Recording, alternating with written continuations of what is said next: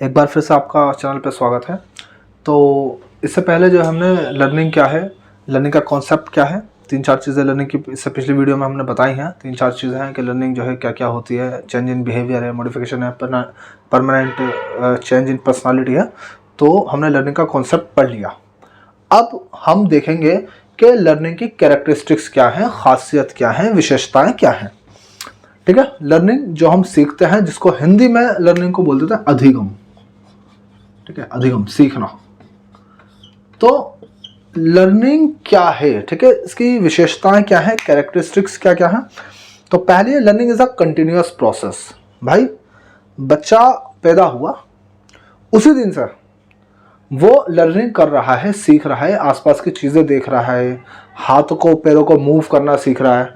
ठीक है, आहिस्ता आहिस्ता बोलना सीखेगा, रोना सीख रहा है। एक बार रो रहा है आवाज़ से, उसको भूख है कि प्यास है तो वो रो रहा है। तो ये भी एक तरीके का वो जो है एक कम्युनिकेशन है कि वो सिंबल दे रहा है कि भाई मुझे भूख है या कोई परेशानी है, तो वो रो के बता रहा है। तो इस तरीके से वो बोलना सीखना, सोना, बैठना, आहिस्ता आहिस्ता थोड़ी थोड़ी सी चीज़ें बच्चा सीखता जाता है। तो इस तरह हम कह सकते हैं कि भाई लर्निंग जो है एक कंटिन्यूअस प्रोसेस है जो जीवन से लेकर मृत्यु तक, from death birth to the death चलता है। इसको शॉर्ट में हम बोल देते हैं, तो इस तरीके से बोल देते हैं भाई वॉर्म टू टॉम। ठीक है, वॉर्म से लेकर टॉम तक बच्चा जो है बिल्कुल टॉम कब्र तक, जीवन स्टार्टिंग से लेके at the end of the point, कहीं ना कहीं हम जब लास्ट के स्टेजेस पर भी होते हैं तो हम कहीं ना कहीं कुछ ना कुछ चीज़ें कुछ सीखेंगे ही सीखेंगे।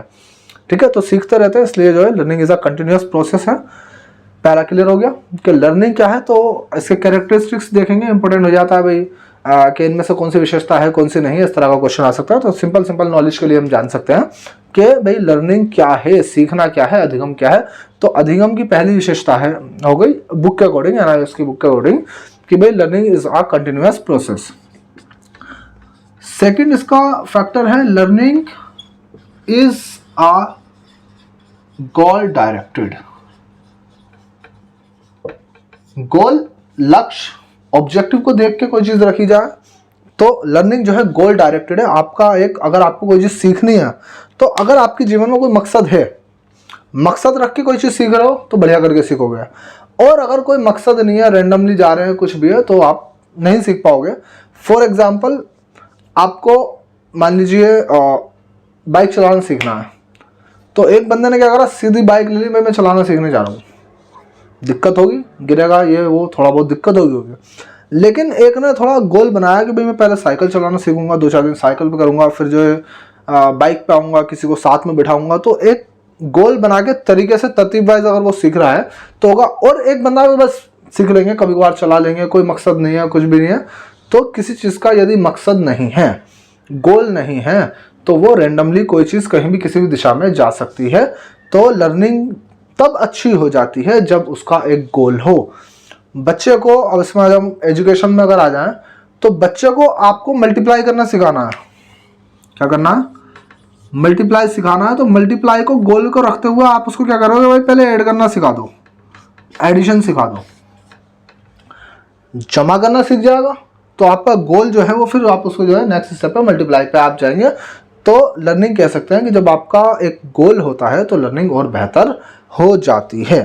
थर्ड पॉइंट क्या है? Learning is intentional. वही है, बिल्कुल ऊपर वाला पॉइंट है कि यदि मकसद है, खुद चाह रहा है, इंटेंशन, एक इच्छा है, एक डिसाइड है, डिसीजन है कि हाँ भाई मुझे ये चीज़ करनी है, ये चीज़ सीखनी है। 2 बच्चे हैं, 2 स्टूडेंट हैं, एक 9th क्लास में 2 स्टूडेंट है। एक का बस है कि भाई पढ़ना है, कोई गोल ही नहीं है, कोई जो है इंटेंशन नहीं है, तो बस वो पढ़ रहा है। ठीक है, एक ने क्या करा भाई, एक मकसद बना लिया कि भाई मुझे सीखना है, अच्छे मार्क्स लाने हैं, हर चीज़ को क्लियर करके समझना है, इसको प्रैक्टिकल लाइफ में यूज़ करना है। तो इस तरह से उसकी इंटेंशन हो जाती है। तो जिसकी इंटेंशन है तो वो अच्छे से इसको सीखेगा।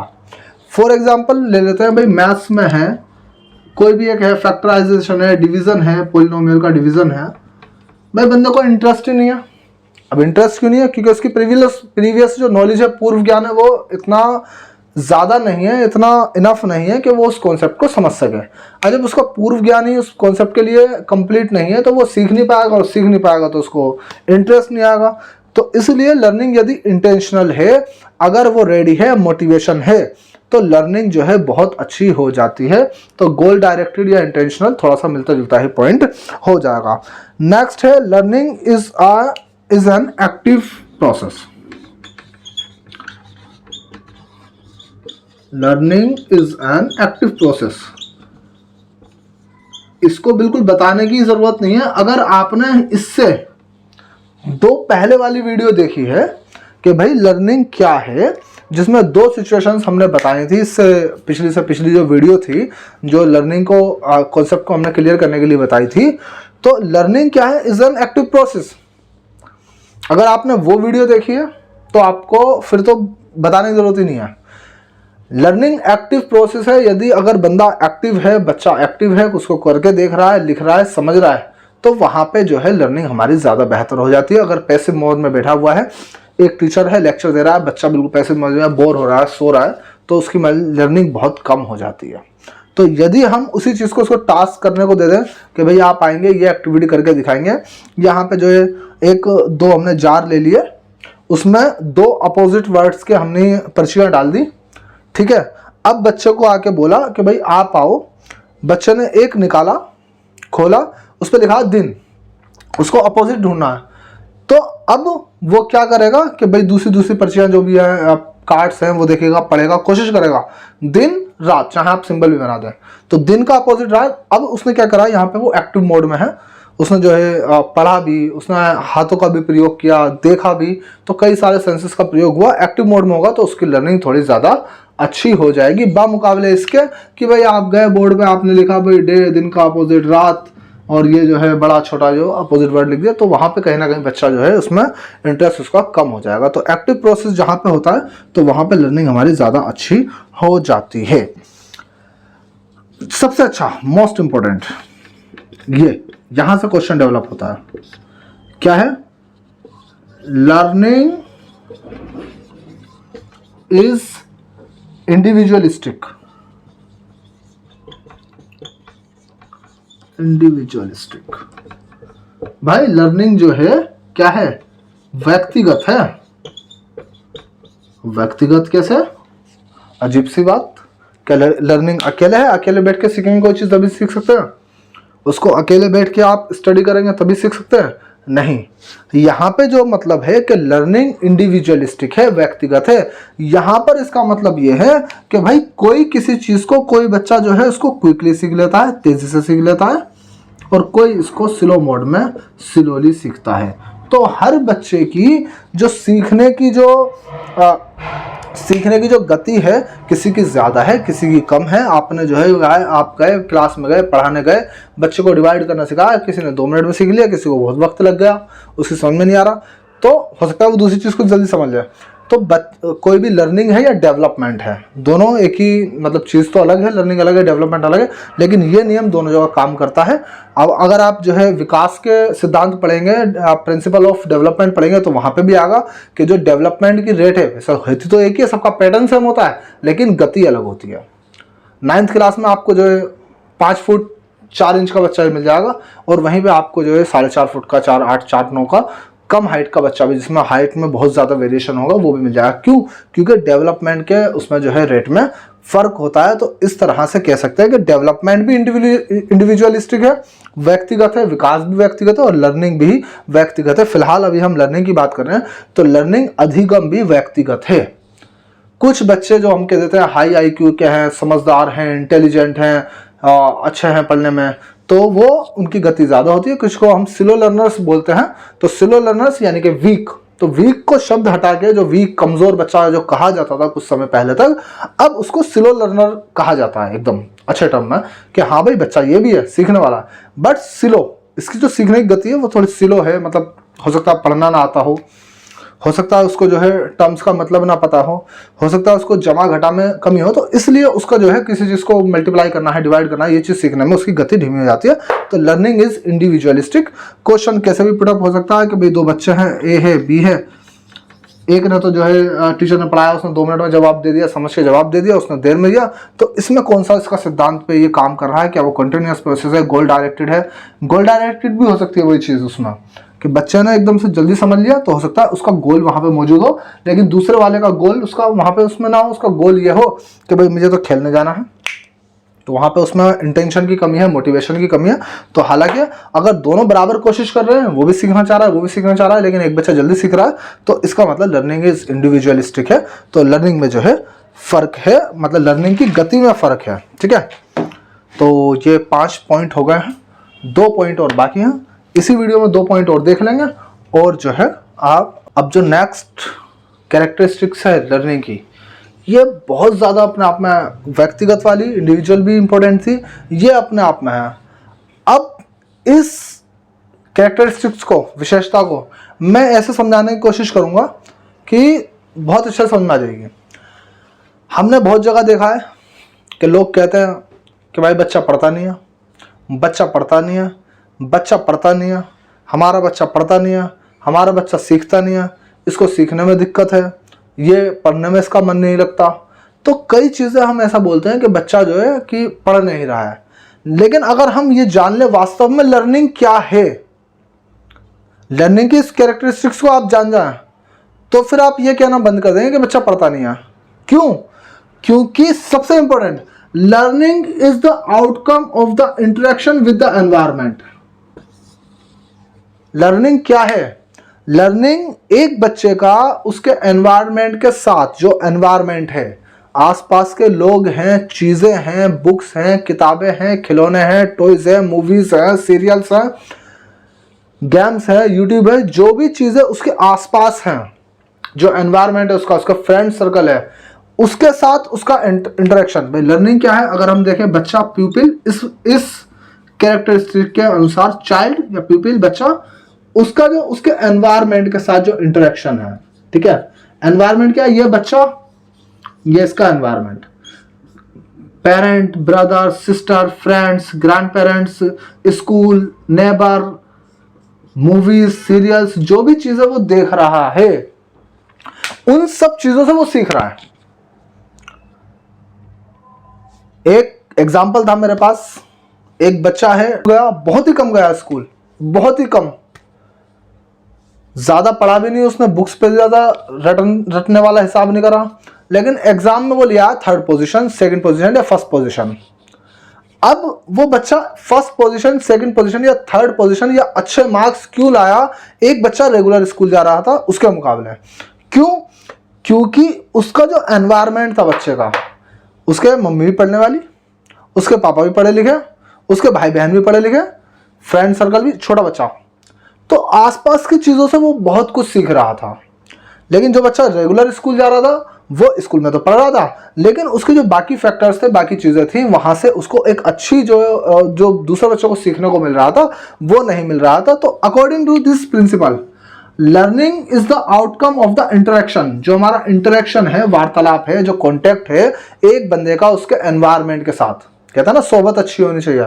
तो भाई सोबत क्यों अच्छी होनी चाहिए? क्योंकि वो उस सोबत से सीखेगा, सोबत का असर आता है, ऐसा कहा जाता है। तो learning is the outcome of the interaction with the environment. आपका आपके एनवायरनमेंट के साथ क्या इंटरेक्शन है, वो आपकी लर्निंग को प्रभावित करता है। आपको बच्चों को सिखाना है, आपको उसको पढ़ना सिखाना है, हिंदी की बुक पढ़ना सिखाना है, पढ़ना नहीं आता। आजकल बहुत बच्चे ऐसे इंग्लिश भी जानते हैं, हिंदी वीक है। तो आप क्या करेंगे? उसको बोलेंगे बेटा पढ़, का से कबूतर, खा से खरगोश, शब्द पढ़वाएंगे, रीडिंग करवाएंगे। इसका दूसरा तरीका यह है, आप उसका एनवायरनमेंट बना दो एजुकेशन का, उसको टॉय दे दो, खिलौना लिखने का, उसके सामने आप खुद को बुक खोल के बैठ जाओ। आप जब बच्चे के सामने बुक खोल के बैठे होंगे, वो आपके पास आएगा, वो देखेगा, ओहो कबूतर, खरगोश, वो चीज़ों को देखेगा। यानी कि अब आप उसको फोर्स नहीं कर रहे, बेटा तुझे ये पढ़ना है। आपने उसको एनवायरनमेंट ऐसा क्रिएट कर दिया, उसको जो हम एक कंडीशनल कंडीशनल जो भी आगे आएगी, ऑपरेंट कंडीशनिंग और जो अलग अलग थ्योरीज आएंगी, तो आपने उसका जो सिचुएशंस है, जो उसका एनवायरनमेंट है, आपने इस तरीके का बना दिया कि वो वहां पे नेचुरल रिस्पॉन्स दे रहा है। आपने उसके जो एनवायरनमेंट है उसको बेहतर कर दिया ताकि वो उसको सीखने का एनवायरनमेंट मिले। तो सीधा सीधा सा टर्म में यह है, learning is the outcome of interaction with the environment. किसी को बच्चे को आपको पढ़ाना है, थोड़ा अच्छा करना है, तो उसको दबाव डालने के बजाय कि बेटा पढ़ पढ़ पढ़, अच्छे नंबर लाने हैं, एग्जाम में पास होना है, इस चीज को करने के बजाय आप खुद एनवायरनमेंट को ऐसा क्रिएट कर सकते हैं। आप खुद, आप भाई आपके साथ बच्चा मौजूद है, आप बुक खोल के पढ़ने लगो, वो खुद आके देखेगा बुक में क्या है, वो खुद बुक को भी पढ़ने की होगी। आप न्यूज़पेपर खोल के बैठोगे, वो न्यूज़पेपर देखने आएगा, क्योंकि बच्चे को रहना फैमिली में, पेरेंट के साथ ही रहना। न्यूज़पेपर खोल के बैठा, वो न्यूज़पेपर पढ़ने की कोशिश करेगा। अब आप अगर यूट्यूब पर देख रहे हो सॉन्ग्स वीडियोस, तो वो वही चीज़ देखेगा। आप खुद एजुकेशनल स्टोरीज और अच्छी चीज़ें देखेंगे, कुछ सीखना चाहेंगे, आप बेस्ट फूड कैसे बनता है, कुकिंग आप देखेंगे तो वो कुकिंग सीखेगा। तो यानी कि जैसा इनको एनवायरनमेंट मिलेगा वैसा ही उसका जो है रिजल्ट होगा। तो learning is the outcome of the interaction with the environment, हमने बता दिया। लास्ट काफ़ी इंपॉर्टेंट है, इसको पियाजे ने भी बोला है। पियाजे ने भी इस पॉइंट का जिक्र किया है, 2 शब्दों में प्रयोग किया है, वहां भी इंशाल्लाह हम आपको बताएंगे। अभी फिलहाल मैं यहां पे बता रहा हूं कि learning is transferable. Learning is transferable बताऊंगा जरूर मैं वीडियो में कि इस चीज को पियाजे ने किस तरीके से कही है कि लर्निंग ट्रांसफरेबल है, ट्रांसफर की जाती है। लर्निंग सीखा हुआ ज्ञान, आपकी जो प्रीवियस नॉलेज है, जो आपने पहले से जो आपके पास पूर्व ज्ञान मौजूद है, उस प्रीवियस नॉलेज को आप न्यू नॉलेज के साथ जोड़ने की कोशिश करते हैं। इसको जो है उसने क्या टर्म्स दिए हैं वो भी मैं आपको बताऊंगा आगे, जैसे जैसे जैसे जैसे हमारा स्टेप बाय स्टेप चल रहा है। डायरेक्ट पियाजे पे पहुंचेंगे तो थोड़ा टफ हो जाएगा समझने में। तो लर्निंग इज ट्रांसफरेबल। एक सिचुएशन से दूसरी सिचुएशन में जब हम जाते हैं तो हम लर्निंग का प्रयोग करते हैं। फॉर एग्जाम्पल, आपने हिंदी में सीख लिया भाई किसी व्यक्ति, वस्तु, स्थान या भाव के नाम को संज्ञा कहते हैं। जब वही चीज़ इंग्लिश में आई तो बच्चे ने सोचा यार नाउन तो वहीं पे था जो हमने हिंदी में सीखा था, वही चीज़ इंग्लिश में है कि noun is the name of the anything, place और जो भी है। तो इस प्रकार हम कह सकते हैं कि एक सिचुएशन से सीखी हुई जो नॉलेज होती है उसको हम जो है दूसरी सिचुएशन में यूज करते हैं। आपने बाइक चलाना सीख लिया, आपने पहले बच्चे ने क्या करा, एक खिलौना चलाना सीखा, फिर साइकिल चलाना सीखी, जो वहां पे चीजें उसने सीखी वही साइकिल में आ गया। अब जो साइकिल चलाना सीखा, जब वो बाइक चलाना सीखेगा तो कुछ जो नॉलेज उसकी वहां पे होगी उसको जो है वो बाइक चलाना सीखेगा, और जब उसको आगे जो है कार वगैरह जो और चीज़ें चलाना सीखेगा तो इस प्रकार से उसको वो जो है अपनी लर्निंग को ट्रांसफर करता जाएगा। ऐसे ही है, एक सब्जेक्ट की नॉलेज जो साइंस की नॉलेज है वो उसको ज्योग्राफी में प्रयोग करेगा, ज्योग्राफी की नॉलेज को जो है साइंस में यूज़ करेगा। मैथ में जो उसने मेन मीडियन मोड जो चीज़ें सीखी होंगी तो वहीं पर जो उसको जो टेम्परेचर निकालना होगा, औसत तापमान निकालना होगा, तो उस चीज़ को, वो मैथ की चीज़ को सीखने में, ज्योग्राफी में या साइंस में जब उसको निकालनी होंगी तो वो वहाँ पे जो है उस चीज़ को, लर्निंग को प्रयोग करेगा। तो लर्निंग इज ट्रांसफरेबल। एक जगह से सीखा हुआ जो अधिगम ज्ञान होता है उसको दूसरी सिचुएशन में प्रयोग किया जाता है। प्रीवियस नॉलेज को नई नॉलेज के साथ जो है कनेक्ट किया जाता है। इसी चीज़ को 2 टर्म्स जो है पियाजे ने दिए हैं, एक है असिमिलेशन और दूसरा है अकोमोडेशन। कई बार क्वेश्चन आया सीटेट में इसको लेकर कि भाई बच्चा इस चीज़ को ऐसे करता है, दाल के साथ रोटी मिला के, दाल के साथ चावल मिला के खाना सीख जाता है, या इस तरीके से ऐसे क्वेश्चन थे। अभी तो मेरे ध्यान से निकल रहा है, लेकिन इस तरह का मैंने क्वेश्चन सीटेट में देखा था कि सिंपल उसमें 2 ऑप्शन थे, ये असिमिलेशन है या अकोमोडेशन है। तो ये दोनों अलग अलग चीज़ें हैं और दोनों में फ़र्क है, लेकिन अभी नहीं बताऊंगा। जब पियाजे का हम बात करेंगे तो वहाँ पे मैं आपको बहुत अच्छे से क्लियर कर दूंगा कि असिमिलेशन और अकोमोडेशन में क्या फ़र्क है, किस तरह से एक नॉलेज को दूसरी नॉलेज में प्रयोग करके 2 ही टर्म से एक क्वेश्चन बन जाता है।